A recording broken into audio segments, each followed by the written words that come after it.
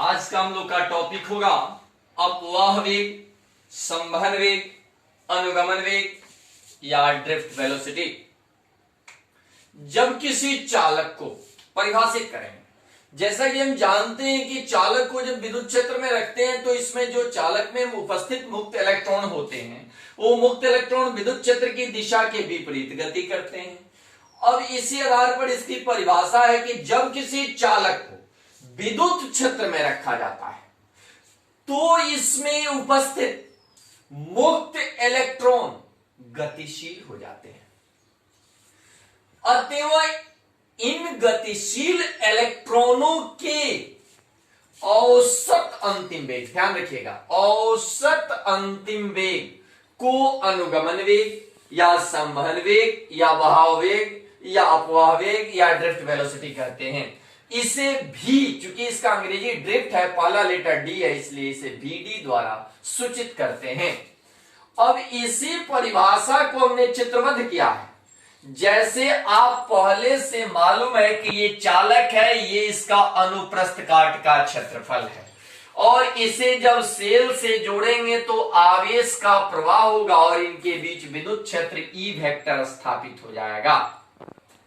अब चालक में ये जो दर्शाया गया है, चालक में उपस्थित मुक्त इलेक्ट्रॉनों को दर्शाया गया है और इसकी गति की दिशा पूर्व से आपको पता है कि ये इसके तीर का निशान ये साबित कर रहा है कि विद्युत क्षेत्र की दिशा के विपरीत गति कर रहा है।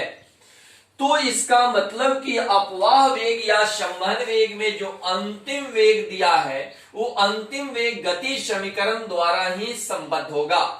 इसका मतलब कि इस इलेक्ट्रॉन को जो चित्रवत यहां प्रस्तुत किया है उसको भाषाई रूप में हम लिखे हैं कि जब किसी चालक को विद्युत क्षेत्र E वेक्टर में रखते हैं तो चालक में उपस्थित मुक्त इलेक्ट्रॉन विद्युत क्षेत्र की दिशा के विपरीत गति करने लगते हैं।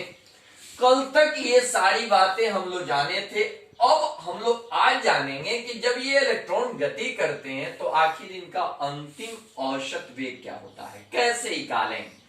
तो माना कि चालक में उपस्थित मुक्त इलेक्ट्रॉनों की संख्या n, क्योंकि जब गति की बात है तो गति समीकरण आना ही आना है।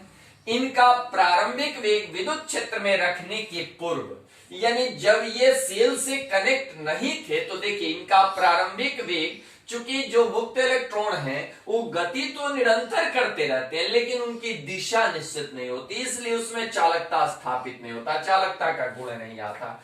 इसका प्रारंभिक वेग विद्युत क्षेत्र में रखने के पूर्व U1, U2, U3 dot dot dot UN विद्युत क्षेत्र में रखने के पूर्व चालक से प्रवाहित धारा का औसत शून्य होता है, क्योंकि जब तक उसे सेल से जोड़ते नहीं उसमें कोई चालकता का गुण पाया नहीं जाता। तो इसका मतलब कि इसका औसत शून्य होता है क्योंकि धारा प्रवाहित नहीं होती। तो यहां हमने लिखा है कि VD नहीं UD मतलब ड्रिफ्ट, लेकिन इनिशियल प्रारंभ औसत प्रारंभिक वेग, औसत प्रारंभिक वेग क्या हो गया 0। तो औसत कैसे निकालते बाबू, प्रेक्षणों की योग में प्रेक्षणों की संख्या से भाग देकर, तो इसको जोड़ेंगे U1 plus U2 plus U3 dash dash dash UN और ये है क्या हुआ तो टोटल इलेक्ट्रॉनों की संख्या यहाँ n है तो यहां रख देंगे n और UD तो चूंकि नियम के अनुसार 0 है तो क्रॉस गुना करेंगे, हमारे पास आ जाएगा U1 plus U2 plus U3 plus dot dot dot UN बराबर 0। अब प्रत्येक का त्वरण a है तथा समय t1, t2, t3 dot dot dot tn। आप सोच रहे होंगे कि a को a1 a2 क्यों नहीं लिखा, इसलिए कि प्रत्येक इलेक्ट्रॉन का त्वरण एक ही होता है परंतु समय इसके दूरी पर निर्भर करेगा, यानी यहां डिस्टेंस के हिसाब से इस सिरे तक पहुंचने में इसका समय लगेगा, यानी t1, t2, t3 dot dot dot tn। तो औसत समय यहां एक सिंबल हमने प्रयोग कर दिया है, t बराबर t1 plus t2 plus t3 dot dot dot tn बटा n हो गया। उनका अंतिम वेग क्या हो जाएगा v1, v2, v3 dot dot dot vn। प्रारंभिक गति समीकरण ये आप सबको पता है, गति समीकरण आपने पढ़ा होगा, v बराबर u प्लस at होता है। तो पहला कण होगा v1 बराबर u1 प्लस at1, v2 बराबर u2 प्लस at2, v3 बराबर u3 प्लस at3। ऐसे ही अनंत कण होंगे और लास्ट में होगा vn बराबर un atn। प्रत्येक को अगर जोड़ते हैं बाबू तो यही चीज यहां आ जाएगा, v1 plus v2 plus v3 dot dot dot vn हो गया, और u1 प्लस u2 यानी ये वाला, पहले ये वाला जोड़ लिए, बराबर का चिन्ह डाल लिया, उसके बाद ये वाले को जोड़ेंगे यानी u1 plus u2 plus u3 dot dot dot dot un होगा। फिर इस पद को जोड़ेंगे तो at1 plus at2 plus at3 dot dot dot atn होगा। प्रत्येक में अगर n से भाग करते हैं तो इसमें भी n से भाग किया, इसमें भी n से भाग किया, इसमें भी n से भाग किया, तो जब ये प्रत्येक में n से ये भाग कर दिया तो ओवरऑल इसका परिणाम क्या हो गया, vd हो गया, v ड्रिफ्ट हो गया।